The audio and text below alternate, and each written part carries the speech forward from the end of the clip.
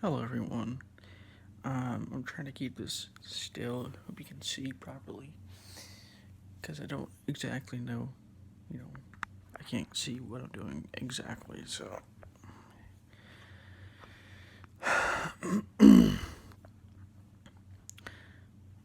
this episode is about why emotions, or not why emotion, but what you should do when you're feeling negative emotions.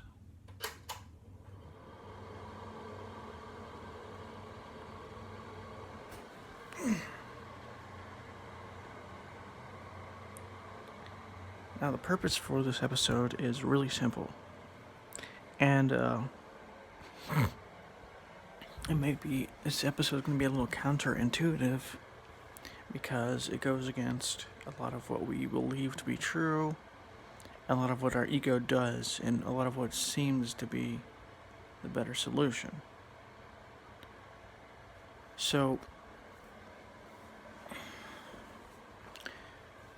what should you do if you're feeling negative emotions like sadness or anger or depression or whatever the emotion is? And the answer is to feel them. This is very counterintuitive because it goes against what the ego says is true.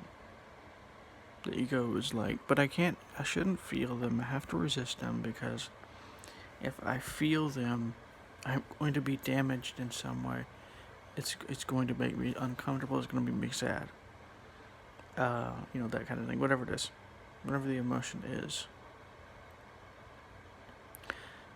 And what you must do is you must ignore the thought, ignore whatever the thoughts are telling you, and just allow the feeling to come up.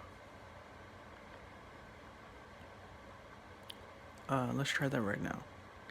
Just ignore the thought. Pay attention to the moment for a second. Relax the body a little bit. And then feel this feeling a little as much as you can for a second or two. For a couple seconds. Maybe at first it's going to be weak, but then you allow it to get as strong as it likes. The mind might resist, your body might start resisting, but just let that go and keep allowing that. Allow that like a couple times, and then just sit there like that and do nothing at that point. Just sit there, and you may notice something interesting.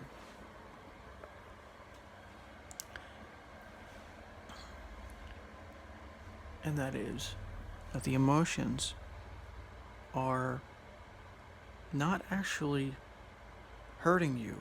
They're not actually negative. The only reason why we call them negative is because our mind does it.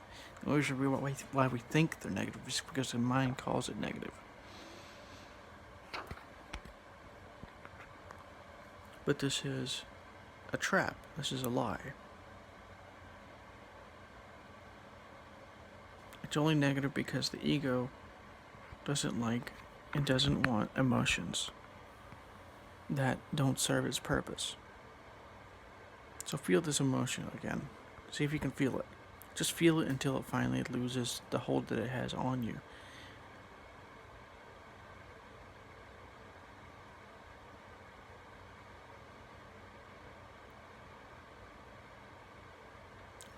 And you might notice a very important thing from this technique, and that is that you actually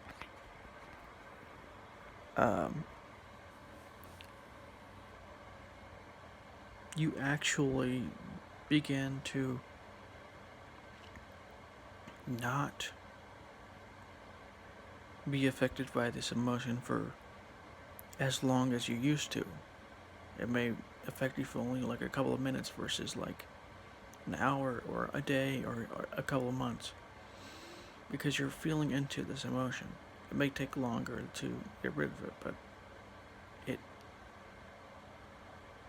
it's harder to go into that rather than it is to feel and rather than just to resist it, because it goes against the ego's protection mechanism. It goes against the self mechanism of the ego, the identity of self and the identity of things being bad.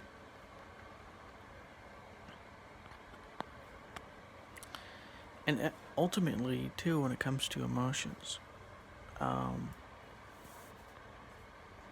it's important to understand that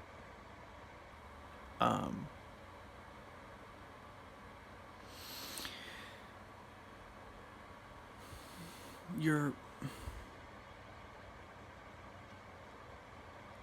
the reason why these emotions are happening isn't because of the thing that you're mad at or sad at.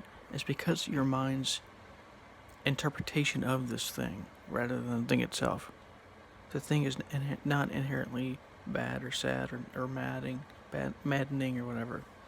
It's only this way because of your interpretations about this thing or event or situation. So, anyways, this is Be Well Informed, and I'll talk to you in the next episode.